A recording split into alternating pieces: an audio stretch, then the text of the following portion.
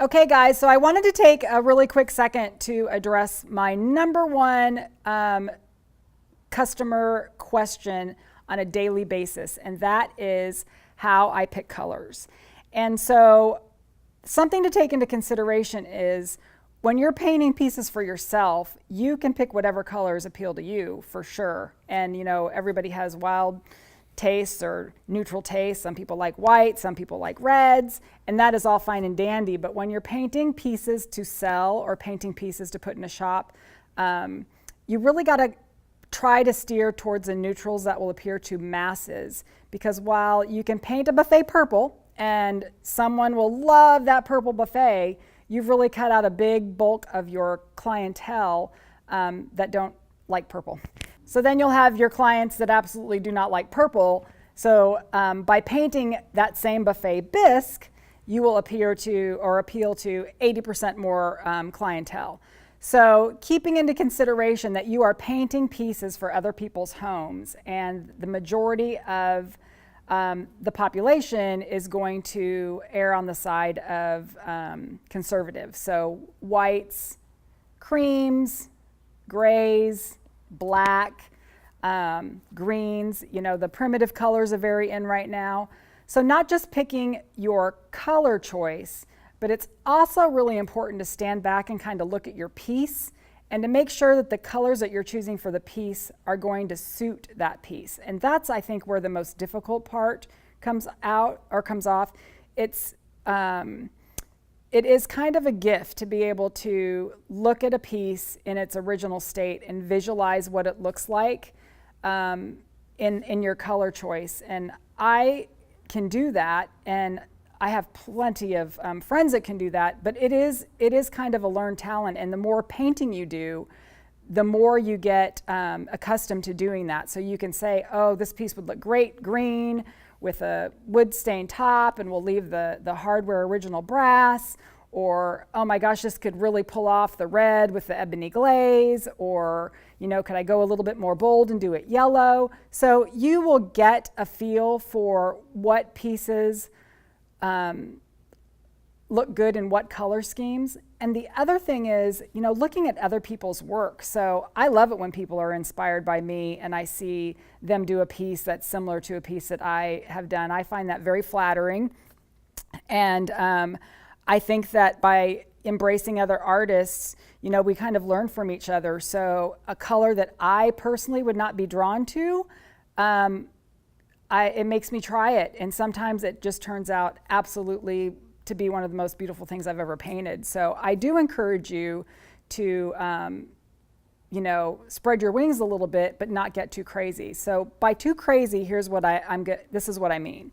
So I've had a few clients who get all excited because they're going to start painting furniture, and of course I'm excited with them, and they pick up a dresser and they overthink all of the detail. So the dresser has little inserts on the drawers, and there's little knobby things on the feet, and they're wanting to paint everything on that dresser a different color or with a different technique. And there's very, very few environments where that's going to work.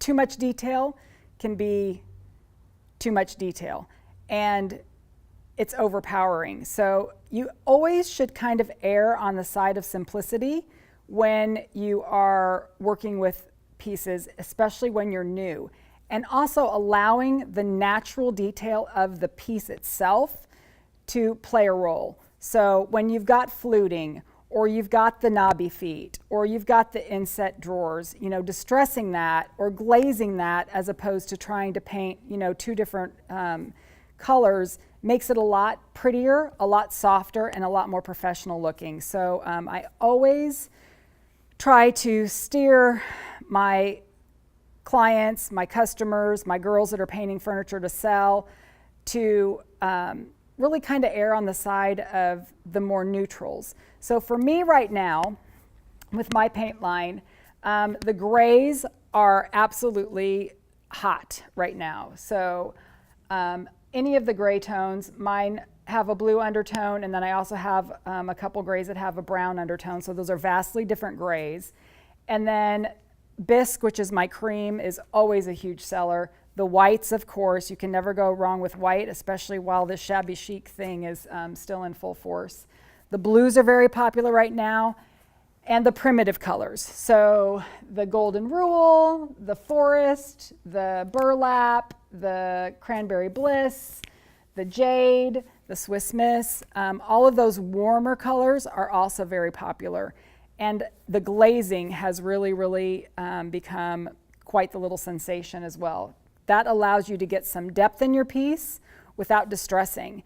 So not everybody's into that distressed, shabby chic look, so you can still get some really good detail and some really good definition, antiquing look without distressing by using the glazes. And then the use of the wood stains being incorporated into the pieces now is also becoming very popular. So painting the dressers, leaving the drawer fronts wood, leaving the tops wood on tops of the buffets, just keeping some of that warmth of the natural wood in the pieces is also quite on the forefront right now. So, you know, I encourage you guys, when you're out shopping for colors, that you take a picture of your piece. If you're visiting one of my Pure Home Paint retail partners, they're always there to help you. They're all crazy talented, and I'm sure that they would be more than happy to help you pick colors. Keeping in mind that when you go, it would be very helpful if you had, you know, samples of your linens or, you know, your floor color, your wall color, so that they can really help you pick the right color for your piece.